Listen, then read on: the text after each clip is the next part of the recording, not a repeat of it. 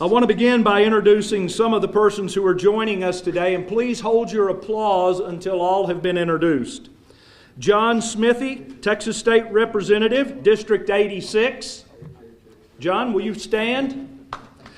Ken King, Texas State Representative, District 88. Christy Morrow from Congressman Ronnie Jackson's office, District 13. Kevin Carter, President and CEO of the Amarillo Economic Development Corporation. Clay Stribling, Executive Director of the Amarillo Area Foundation. Nancy Tanner, Potter County Judge. Christy Dyer, Randall County Judge. Sidney DeVault Garvey from the Texas A&M University Office for Government Relations. And Dr. Jeffrey W. Savelle, Vice Chancellor and Dean for Agricultural and Life Sciences. And I think I saw Carolyn Fairley, who is running for office. Join me in thanking them for being here today.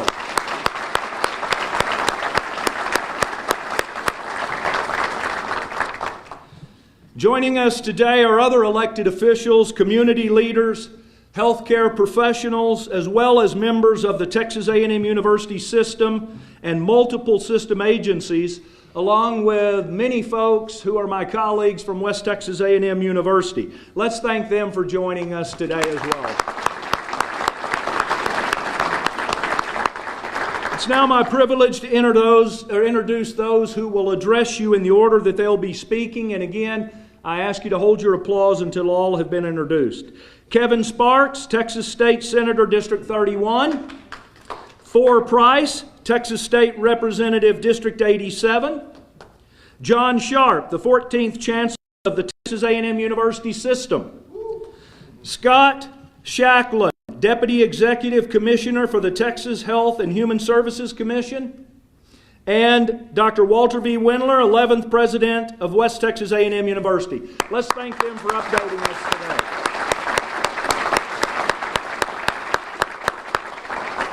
I want to now invite forward Kevin Sparks.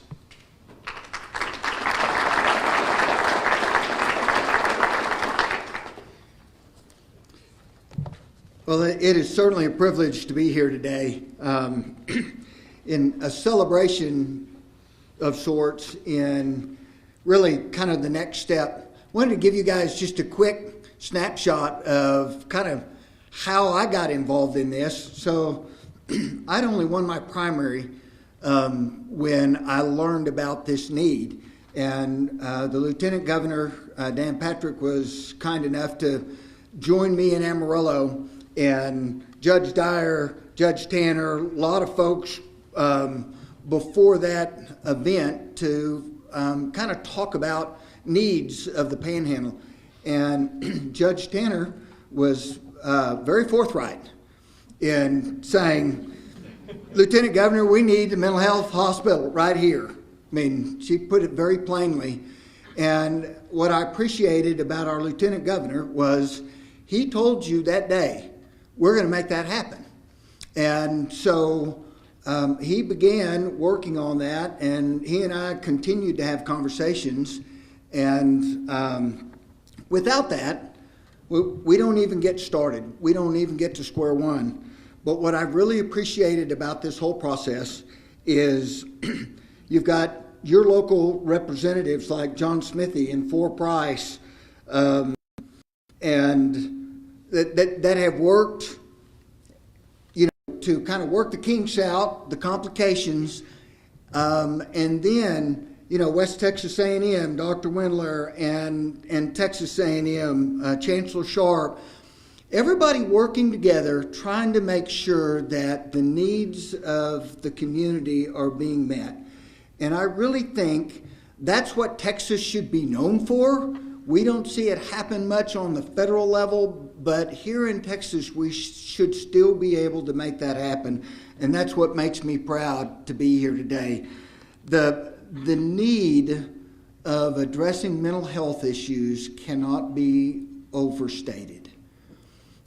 Within the last 90 days, I've lost 2 people One was a lifelong friend of mine, both suicide. It's rampant. And we see what's happening with our young people, where they highest anxiety and depression levels for people under 21. We've got a significant problem that we need the ability to address it. So the next charge is going to be making, and I'm sorry our mayor's not here today, but there's going to need to be a collective effort in figuring out how we train up the healthcare workers and professionals that we're going to need to fill all of these spaces. I'm sorry Senator Perry wasn't able to be here today as well, because his district, which includes Lubbock, is also part of the overall component of how we're going to address the mental health needs of all of West Texas. So I am proud to play a tiny part of this, and I'm excited to be here. I'm excited to see how we as a community pull this together. Thank you.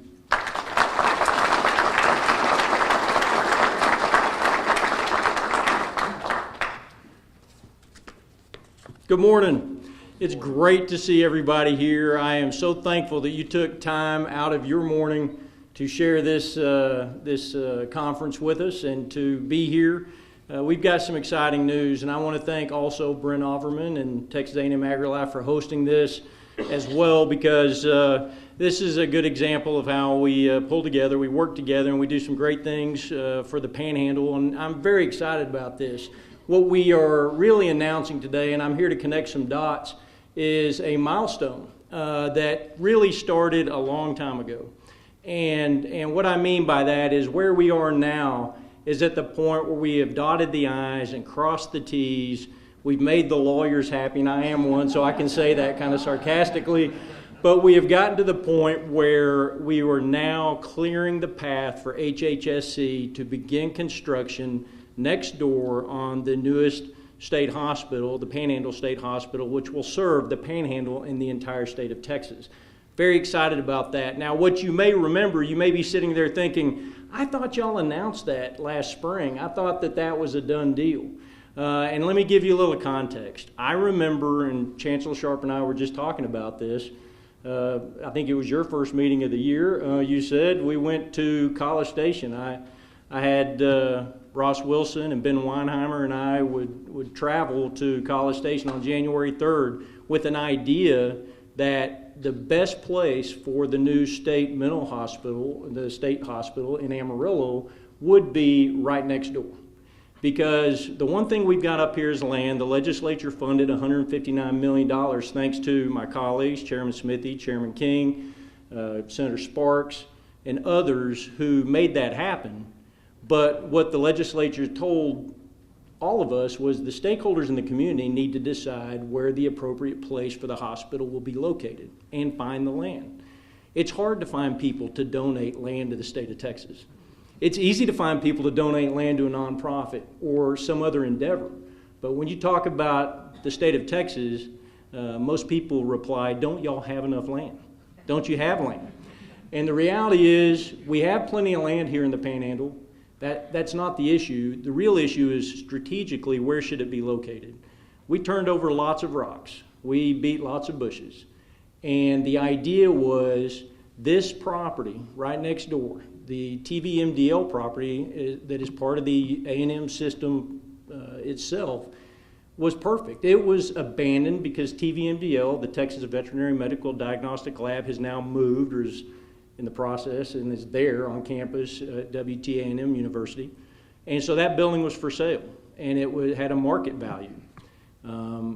I didn't know how we would get that done, but I knew that if we could get that property secured for the hospital, and I had the consensus of all my colleagues, it was strategic because it would be near the VA, it would be near the other two hospitals, it would be close to the Texas Panhandle Center's new location. Synergistically, the medical community is here. It's not on the outskirts of town somewhere. So this made perfect sense. So that visit was very productive with Chancellor Sharp because I personally believed that, one, there's no one in the state of Texas, especially who has the experience in government, that could creatively think of a way to make that happen other than him. And secondly, without his blessing and without the system saying this would be a good location, it would never happen. It just would not happen. And so we left that meeting and worked for a long time. And last spring, you probably saw the news that conceptually, all the parties were working together to make that happen. And that's a big deal. But all of you know the devil is in the details. So to make that happen, a lot of pieces of that puzzle had to be put into place, meaning all the stakeholders that were involved had to be pulling the same direction. And I give, as Senator Sparks said, a ton of credit to our county leaders, our municipal leaders, our nonprofits, the ADC, people who all said, look, we'll make it happen. And essentially what occurred was that West Texas A&M and the A&M system received and is receiving enough in value to make it equivalent to the value that they're releasing to HHSC in order to build the hospital. And so essentially that's the arrangement that had to be put into place, as I said, in order to make lawyers happy, so that essentially a week ago or so they gave the green light for the documents to be signed and for a lease to be put into place. And that's what's going to make them happy. So the basics of the lease are that it's a long-term lease at a nominal rate. I think it's $1 a year. That will allow that agency, HHSC, to build the hospital and use it. Because what you might not know is that agencies can't just give away land. So, you know, when the state of Texas acquires property and it is then provided to an agency to utilize, they can't just give it away as they see fit. And so this is the way, creatively, that we got to the final point where we are now, clearing the path, allowing for the construction to occur. So we had a lot of people participating in that. And I really believe it's a win-win-win, because it's a great win for the state of Texas and the system to provide another state hospital. It is a huge win, I believe, for the Texas A&M University system, and particularly West Texas A&M University, because they are going to be able, through generous contributions, to expand their footprint in Amarillo. They're going to be able to provide a strengthened nursing program through the leadership of Holly Jeffries and others. They're going to be able to help develop and train a workforce that will serve the new state hospital, which is fantastic. So that's a big deal for them, but it's a huge win for the state. It's a huge win for them, but it's also a huge win for the Texas Panhandle. For the first time, we are going to have a facility that will not just serve our region, but others in the state of Texas. So it's important. It's important to me. I've spent many years working on behavioral health legislation, so I know firsthand what a big deal this is. And I will say that it wouldn't have happened but for the long hours and the work of many people, but especially including my colleagues that I have the privilege of working with in the legislature. King, John Smithy, Kevin Sparks, I mean, Senator Perry. It's really fantastic to have that kind of delegation where you can go and say, let's get it done, and everybody understands the need and they pull the same direction and they do get it done. You can take them at their word and they work hard to get it done. Kevin's right. It wouldn't have been in the budget but for everybody advocating for it. Thank you, Judge Tanner, for what you've done. Thank you, Judge Dyer. Thank you for the advocacy at a local level, and thank you to my colleagues for advocacy at the state level. Because here we are with a $159 million hospital about to be built that will serve a ton of needs, and we're just desperate for it. So I'm really, really excited to share that with you. We're now at the point where we can move forward. And we can look ahead, I believe, with great optimism to the certainty that it will be done and the construction will now start. So thank you all very much for being here. I'm grateful to those in the community, and there's too many to name. Many of them are sitting right here in the room that gave a lot of their time and a lot of their resources to fill in those pieces of the puzzle that got us to the point where we are today. So I'm grateful for that. And now I'm going to turn it over to Chancellor Sharp. Thank you.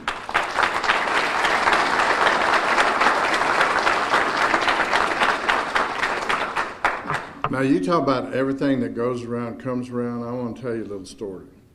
So, in 1973, I was just out of the Army, and my very first job was a budget examiner for the Legislative Budget Board. And my job was to write the budget for an agency that at the time was called Mental Health, Mental Retardation, and I wrote the budgets for state hospitals. And you had a senator named Max Sherman, and I was assistant clerk to the Senate Finance Committee, which basically meant I emptied spittoons at the end of the day. But Max Sherman was the senator from Amarillo, and there wasn't a meeting that went by that he didn't complain about the lack of a state hospital in the panhandle of the state of Texas. I mean, it was one of his, one of the things that is burned in my memory. He always talked about it, always talked about it, always talked about it. And then all of a sudden here, 51 years later, all of a sudden that happened. And then, so on January 3rd, I was minding my own business, and Ford Price, Ross Wilson, and Ben Weinheimer came in and started talking about, hey, you guys, we've got a little problem with a piece of land that we thought this hospital was going to be built on, and we'd like to move it to TVMDL. And I said, fine, I'll give you the land. Well, we ran into something called the Constitution of the state of Texas. Can't just give you land. And so we figured out a way to do it. And when that meeting was over with, I get a call from Big Daddy Kevin Sparks, and provided the incentive for me to really pursue this. And then a little bit later, all of the state representatives here, Ken King, Ford Price, John Smithy, and all the folks, and I figured this is a pretty serious deal. And Senator Perry was also involved in this. But basically and then I called Walter, and Walter, of course, is a genius. You can just look at him and tell. And I said, Walter, here's the deal. I said, the system will put up $1.3 million. We'll pay Texas Veterinary Medical Diagnostic Laboratory, but you've got to figure out with the judge and the city and all these folks and these legislators how to make this happen. But we're going to build that. We're going to make sure that these guys are happy with me before this is over with. And the lieutenant governor, when he says he's going to do something, it pretty much happens. But that's the way it happened, and this is a perfect example of legislators advocating for their districts, local folks figuring out ways to make it happen, using local governments, using the A&M system and others in order to do something. I mean, I'm sure every sheriff since Max Sherman was here has been complaining about the need for mental health hospitals and things like that. And for a place like the Panhandle of Texas that would have to go all the way to Big Spring to find the very first and closest mental hospital is just not conscionable. And I know Max Sherman has passed away a couple years ago. Matter of fact, after he was a senator, he was president of WT. And then he became head of the LBJ School of Public Affairs at the University of Texas, which when I lost all respect for him. But that didn't happen despite his best efforts. But that was before these legislators, and that was before Kevin Sparks, and folks that, by God, just decided it's going to happen. And so it is a real deja vu moment for me as a little, I was going to say pissant, but you can't say that, little budget examiner 50 years ago to finally see what Sherman was talking about actually happen. And we're very proud to be a part of making this happen. Thank you all very much.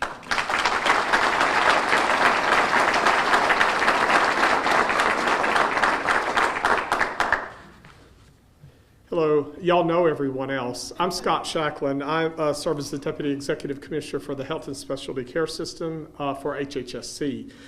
So I oversee all the inpatient mental health hospitals as well as the state-supported living centers here in Texas.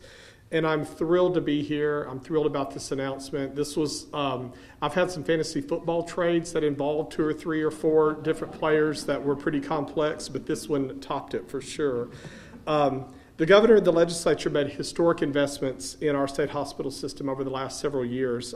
Since 2017, they've invested more than $2.5 billion, that's with a B, in our system. And we have been very excited that we're able to provide better services for the people that need our services. This huge infusion of capital is allowing us to serve patients in state-of-the-art facilities. It's helping us to reach parts of the state that have previously required long travel, as John Sharp, sorry, your title. I still think of you as the comptroller because I've been around a while. But yes. But as Chancellor Sharp pointed out, have to go all the way to Big Spring or Wichita Falls or whatever. But all told, we're adding more than 700 beds to our system across the state. Amarillo is a shining example of that transformation. I used to live up here, and in fact, it was kind of neat whenever we were looking at the property. I saw the Discovery Center back there and remember taking my kids there for the Easter egg hunts. If you ever went to those, it was like mass chaos, but a lot of fun. But we're excited about this. We're celebrating our partnership with the Texas A&M system that's allowing us to bring the Panhandle State Hospital to fruition. With the $159 million of state funding, the Panhandle State Hospital will have 75 beds to serve people with mental health crisis who need an inpatient level of care. The development of this hospital right here on Route 66 will allow people in the region to receive that treatment closer to home. That will be starting in 2027. The hospital will help not just the Panhandle region, but also the entire state. The added hospital capacity here in Amarillo will alleviate some of the current demand at our other hospitals, which will allow people in crisis to receive care they need faster and close to their community. It'll bring hundreds of jobs to the area, and we're incredibly thankful for the foresight and vision that Mayor Stanley and WT have shown by making plans now to build the workforce that will be needed to make this hospital successful. It's not an overstatement to say that we wouldn't be standing here today if it weren't for the amazing partnership and commitment shown by the Texas A&M University system, as well as the incredible leadership of Representative Price, Mayor Stanley, and many, many other local leaders who came together to make this happen. It's been heartening to watch the Amarillo come together, the community come together here. As I said, I used to live up here, and I've told my staff more than once, and they can attest to this, that some of the friendliest people in the entire state are in Amarillo. And I just, when we came together and started talking, it felt like home to me and really made a difference. And we have some people here that voiced more strongly their opinions. Judge Tanner was very clear about what she wanted. And but that's okay, because I like that open communication. I like people just to be straightforward and tell us, what you're thinking and not have to play those games. And you certainly see that here.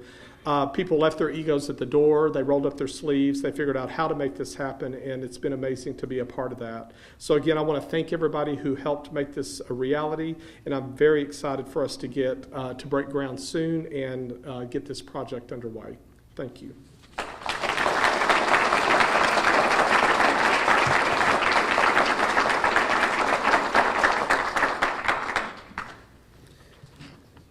Thanks so much for the opportunity to say a few words. Scott, I appreciate the time that you've spent on this project right here. Is very, very important. And the Chancellor's leadership is remarkable. I'm already praying for the next person that takes his place. He's got huge shoes, or he or she, huge shoes to fill. And like Judge Tanner, Chancellor Sharp is very clear about his directives and directions.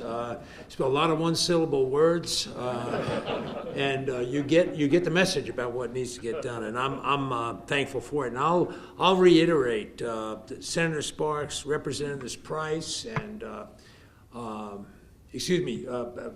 Representative Price and Ken King been so very helpful, and Senator Sparks direction. John Smithy is a fervent fan of West Texas A&M University. We have a new building, or the old Ed building is being renovated. That's another example of a community effort up here where our legislative delegation has worked hard to get something done. And the Geneva Schaefer Education Building is becoming a reality on the campus right now. Right in the core of the campus. It's been vacant for nearly 40 years, and it's got new life coming into it. And we're thankful for all of that. I also want to thank the WT Foundation Board, the Board of Directors. They had the insight to be willing to put themselves in a position to actually purchase the land with funds that I'll say just a word about in a minute, but purchase that land so they could then give it to West Texas A&M University so that Holly Jeffries could expand the Street School of Nursing into that building to do behavioral health training. And I hope that this sort of partnership becomes an incubator for really good behavioral health training at every level of the nursing profession, as well as the technical support people that are needed in behavioral health hospitals. My wife is a nurse. She used to work in a what we called then a mental health hospital. She had to quit. I became a patient. It was a full-time occupation. But I do know that this is a very special call, a very special calling, and I'm thankful to all of us how we've worked together. And Dr. Raspberry and David Schaefer, the director, Todd is director of the WT Foundation. David is president of the foundation board. They remind us that donors have made this work. They have made this project work in many ways. High Plains Christian Ministries Foundation, Baptist Community Services, Amarillo Area Foundation, Harrington Cancer and Health Foundation. They got together, partnered with us to get the cash collected to be able to purchase the facility. The old bus station is what I'm talking about. And they got the funds together. We now are in the process of, that's going to be turned over fairly soon. And then we're going to begin to initiate plans to modify that building to become the kind of mental health, behavioral health training facility that we can all be proud of, and that serves all of the top 26 counties of our state. Potter and Randall County leadership has been remarkable in kind of helping all this happen. And a number of speakers have said it, but I want to say it too. This interaction at every level of state government and local government and the agency of the Texas A&M University system is remarkable, and somebody said it's a shining example of what happens, what can happen when people work together to a common good. And I'll tell you the truth, I wasn't born here a few years before Sharp went to work on the budget issues with hospitals. I came to Texas A&M, and I'm proud to be a Texan. And actions like this make me even prouder to be a Texan. And local municipal government has been very helpful. The Amarillo Economic Development Corporation, the City of Amarillo have joined up. The 4 nonprofits that we just mentioned, the boards have joined together to provide the resources to make this happen. And I just think it's going to be good for all of us as we serve the folks of Potter and Randall counties, and indeed the whole Panhandle. And our role here at West Texas A&M University is to provide a foundation that gives a bright sense to our future. That's what our job is, and I'm so thankful. You know, the majority of our students come from the Texas Panhandle, and I'm thankful for it because they come with a value system that's not always on college campuses today.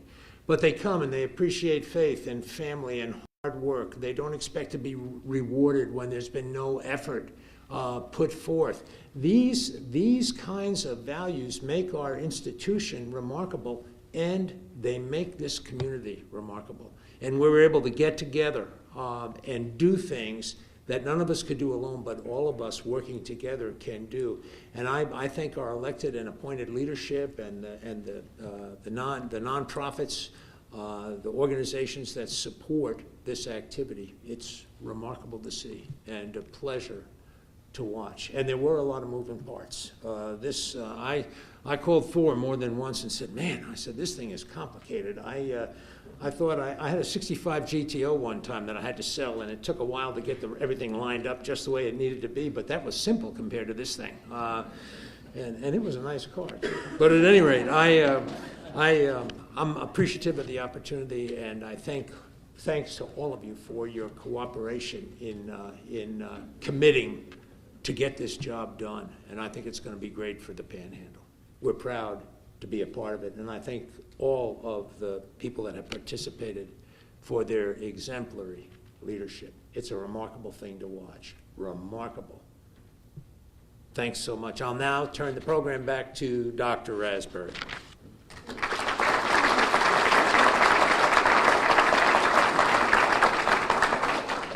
We didn't clap often, but I think this is a great time to say to our elected officials at every level, thanks for making today possible and happening.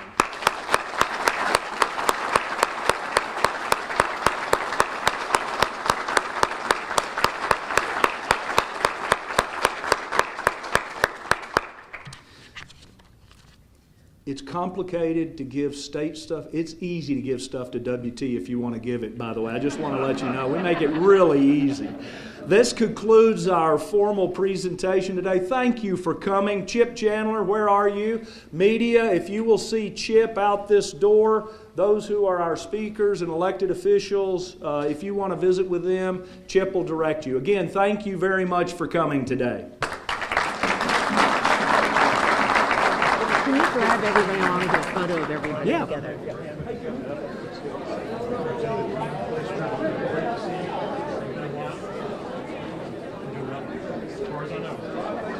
John? Well, good to see you. I see you every once in a while walk in the neighborhood, and I'm trying to keep it. Good job. Thank you. Okay. Ken.